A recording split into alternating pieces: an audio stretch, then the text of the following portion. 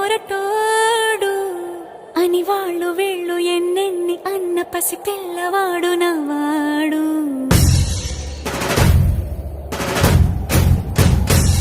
విడుముండోడు అని ఊరు వాడ అనుకున్న గాని మహారాజు నాకు నవ్వాడు.